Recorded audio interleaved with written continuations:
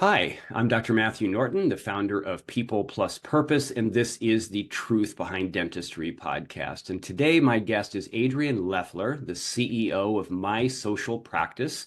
Adrian is an expert in the dental marketing industry with 15 years of experience and widely recognized for his engaging and informative presentations. He and his wife, 4 children, and a lively mix of pets, I love that, live in Suncrest, Utah. My Social Practice is a leading dental marketing company, and Adrian is passionate about helping dental professionals succeed at the highest level. Welcome to the podcast, Adrian. Thank you, Matthew. Appreciate it. Yeah, absolutely. So that's a little quick synopsis of your Yeah. life, but that's not much of your life, right? That's just a tiny Yeah. little piece. So first of all, maybe you can share just a little bit more of your journey and kind of how did you land in the interesting world of dental marketing? Oh, yeah. Ever since I was a child, like 3 years old, I always wanted to work with dentists. Huh, interesting. Yeah. No, I kind of fell into it. It was weird, I had another company in '09 that kind of got wiped out in the crash. And at that time, I had been learning how to optimize Google Maps listings. The Mm, Google Map listing came in around 2006, 2007. So the search results on Google search, hmm including those map listings, the Google business profile listings. And at that time, because it was such a new product, you could do a few little tweaks and you could get somebody to show up right on the front page of Google. And I knew how to do it. And I kind of figured that out right towards the end of this previous company of mine that went out of business. So I called my buddy who I knew I had some experience working with. His name is Seth Daly. He's actually my partner in this company now. And I called him up and I was telling him about this, and he's like, "Well, I work for a dental marketing company that just went out of business." Yeah. And I won't mention the name of the company, but he had the list of all the dental practices Mm. that they sold websites to, and they got out of business. They were shut down. Um, so I said, well, I got a product and he's got a list. So we just started calling dentists and offering them the service. It was an awesome service. It's still a great service. We still offer it, but it was fantastic. We would like do a few things to get these doctors to show up right on the front page of Google, and they would get just grunt loads of phone calls. Mm. So we did that for about a year or so, and then we added social media, and we added websites and reputation management. And over the years, we've kind of like expanded into basically a full digital marketing company. So, but it was kind of like a weird thing, when I was out of business, he was out of business, and we just kind of Right. like, oh, well, we might as well do this. Right. Yeah. And we ended up staying in dentistry. We only work with dentists. Um, we've tried we've tried a couple times to go outside of dentistry, and we don't like working outside of dentistry. It's this is a really great industry to work in, and we enjoy the people, we enjoy the teams, we understand the dynamics of a dental practice and the struggles that a marketing company might, or the marketing tactics and strategies. We understand how those should be implemented with a dental practice, and so we just kind of fell into this small little niche, and we love it. That's So, great. That's great. I always love hearing people's journeys as to how they get to places. Sometimes there seems to be more specific intentionality. oh yeah, we Sometimes it's fell into it. completely backed into something, or a lot of times it's a mix of both. It was like there was a fortuitous connection at some point. I mean, like that marriage of list and product, right? That's a great connection point. But yeah, so that's great. So since this is the Truth Behind Dentistry podcast, always like to, or often like to bring some truth element, like Okay, like what goes on behind the curtain. What do people think okay. isn't exactly the case? So what would you say are maybe some of the most, or one or two of the most profound issues for dentists that make marketing challenging for them? Oh, consistency. Absolutely, consistency. Um, that's just the first thing that comes to mind. There's a lot of them, but I would say that consistency is the problem. And the reason that's a problem is because dental teams are just maxed out. They simply do not have the time to do what's necessary in terms of marketing. Now I'm talking about digital marketing. Mm-hmm. So an example would be social media. Okay. Social media content creation. So when you do a social media campaign, the type of content that's the best content is content that has to be created by the practice. There's no amount of money that you can pay a marketing company that's on the other side of the country Mm-hmm. to create content that's going to be better than you pulling your phone out and snapping a photo with a patient. Okay. Mm-hmm. So that's the type of stuff that's going to get the most engagement. That's what your patients want to see. That's what the community wants to see. And pulling your phone out and snapping a photo takes 5-10 minutes, right? And 5 and 10 minutes during the day when it's busy is just not available. Mm-hmm. And so what happens is people get excited, practices get excited about doing something, right? And then they just can't keep up with it. Mm-hmm. And the practices that do, and they're far and few between, just knock it out of the park, right? They just do extremely well. I have lots of clients who, we actually worked with them to get them going, and they don't even use us anymore, but they learn the tactics and learn the strategies, Mm-hmm. and they don't need to do any other marketing. Like social media is it for them. Mm-hmm. They get enough patients because they have a great following and they understand the type of content to create, that they don't have a marketing budget. It's just literally a little bit of time here and there to keeping the campaign going. So I would say, and that goes the same for search engine optimization and ranking higher in Google, reputation management, and getting more reviews, name the service. It's staying consistent and keeping up with it. Another factor, just a side note on that, is that a lot of times, this is a larger, this happens more often than you would think, than you'd think it wouldn't happen. But, we will get on with a client, they'll have an office manager or a marketing manager, we train them, we get them going, and then they leave, And so it's like that round robin of like, okay, who's the next person we're going to train, So there's turnover, right? And that just killed everybody in COVID, right? Obviously. Yeah. So there's this consistency issue. Who's going to do it in the practice? If and can they keep doing it, and do you keep them around, right? So I would say that's probably the number one thing that I see happen. Yeah, that's good. Yeah, I mean, it's until you get to a certain size of You don't have practice, then budget. the budget, but also you don't. It's hard to have people availability, like you're saying, because you've got in dentistry, unlike a lot of other companies, you don't have as many people who are fulfilling roles that are not delivering technical services, right? Dentistry, most of the people there are in the midst of the daily technical delivery of dentistry. So what do you have? One or two front office people, Yeah. one often until we're up to a certain point. So, and that person is max, like you're saying, because they're trying to handle all that themselves. Once you get to a certain scale, I'm sure that's when you start to see some of those practices who can actually deliver on some of that. So, that's interesting. So how does any of that relate to maybe what you found that you like the most about working with dental practices, and then maybe find that you don't like the most? Well, the dental industry is in this really kind of unique position where they're not included in a lot of the healthcare laws, right? So insurance doesn't cover a lot of the services. And so it's not an insurance. I mean, there is insurance, but it's not like typical healthcare, right? Right. So doctors have to do marketing, and it's highly, highly competitive. And so marketing companies are kind of like an essential piece to getting a practice that full functioning, the full functioning potential, what it can do. And so, and doctors aren't trained as marketing experts. They're not, they're doctors, right? And so, but they're in this really weird kind of unique place where they're in the office, surrounded by their team. They've got a million things to do, and they've got to like keep it running, make sure that their quality of care is utmost, right? And they're taking care of their patients, and they got crazy employees they got to take care of, the drama around that.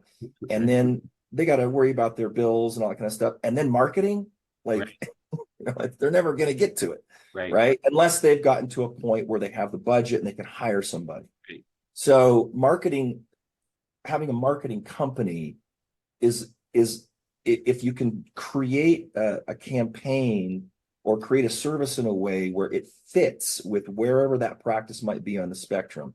If they're super, super young, scratch practice, or they're, mature and they have a budget, that you have the services that are necessary to kind of fit with what they need. They may have like they might have somebody super excited about posting for social media, but they don't have a graphic design or a copywriter. And so can you develop a program that's flexible enough that it gives them the pieces that they need in order to function and move forward correctly with a marketing campaign? So what I like is that puzzle piece kind of like model of that is exciting, because we're needed, and it's valuable to the practice. We're valuable to the practice. That's what I really like about working with dentists. We're kind of an essential part of the program, And then go ahead. Sorry. No, you go ahead. You go ahead and finish. I was going to say, what do I don't like about work? Is that what the question? What I don't like work about dentists? That's hard to say.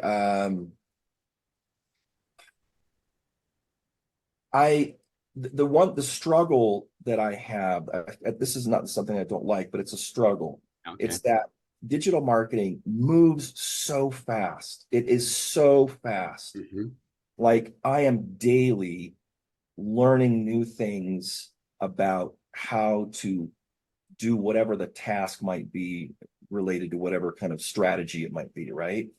And new and interesting ways to do things. And it moves so fast that dentists can't keep up, right? They're not, it's just like me trying to learn dentistry and become a dentist while doing this. I don't have the time to do it, right? So what happens is dentists often don't have the time and the energy to really evaluate what might be an effective marketing strategy. And there's frankly a lot of things out there that are not effective. And so what we've done in our methodology in like acquiring clients and sharing what we can do and hoping to bring on a client that we can work with is to educate. So we spend a lot of time explaining how things work, right? And what's frustrating is that sometimes doing that, you kind of undermine yourself, because there's a lot of people out there that are saying, spend $5,000 and make $40,000, right? It's like, it's just a really easy equation. It's like, spend this money and you make this much money. It's just an ROI thing. And our model is a little bit different. It's trying to educate the dentist to the point where they can make a healthy decision about what they should and shouldn't do. But sometimes that message doesn't ring well. So I don't know. It's kind of this kind of struggle where I'm thinking of a few companies in the industry that are just selling the hell out of like full arch marketing campaigns, and they're a freaking fortune. They cost so much money, and they're exciting and they're sexy, and like, it's like, oh my gosh, I can make $25,000 in one hit, if I do this strategy or whatever. And we just haven't gone that route because it's just, I don't know, man. It just seems like, it just doesn't seem like the right thing to do. We're more of like a bread and butter kind of a marketing company. We're like, we're gonna bring you your bread and butter patients. Don't come to us for a $35,000 full arch case. Come to us for the 30 or 40 or 50 patients that are going to be lifetime patients.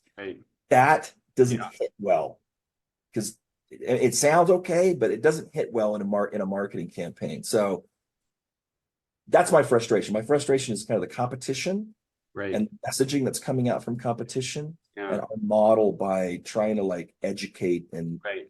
and hopefully retain clients for a while. I don't know. That's a long Yeah. vine of Well, like stuff, but I think I get what you're saying, and I think there's probably, you can make an argument for advantages no matter what someone's approach is. And I'm certain a lot of people listening to us who would say, I appreciate that other approach isn't really me anyway. So if it's not me and oh, it's not you as my marketing company, then we're a good match, right? And maybe it's easier to feel like you trust somebody, and that there's more effort maybe put into understanding who this practice is, and providing what they're looking for. I mean, I'm always trying to think, that's what is it's like you talk about unique selling proposition, but I prefer kind of what I call the UCC, the unique compelling contribution. I like okay. I like contribution, the idea of contribution in there rather than a selling proposition. Right. And it doesn't, what is unique about what you're offering, but unique and compelling in the way you're contributing. And I'm certain yeah, I get the frustration that these other people may be seeming to yell louder or Yeah, sure. have their voice seem like it's more easily heard. But I'm sure there's many people thinking, no, this sounds more like what I would want. So, Oh, absolutely. It's I mean, we don't have a hard time finding new clients. And so, I mean, what we're doing is working. Um, I think it's just that maybe it's a internal frustration with my own yeah. methodology rather than with dentists, This is more like a therapy session than anything. I think, do I have to pay you for this? Sometimes people do. Sometimes people do. Uh, Okay, let's just talk about all my problems and how I feel about myself.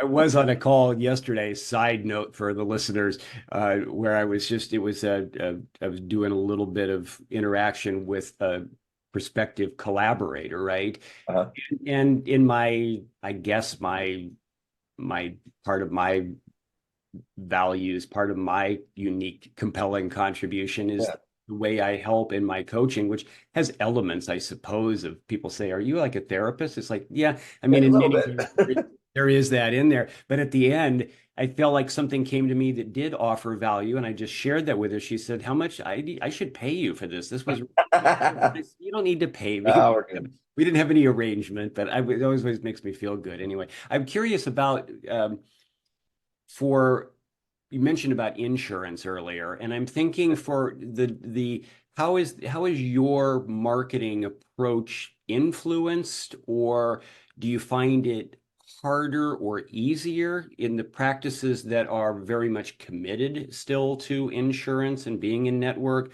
versus those who are partially out or getting completely out?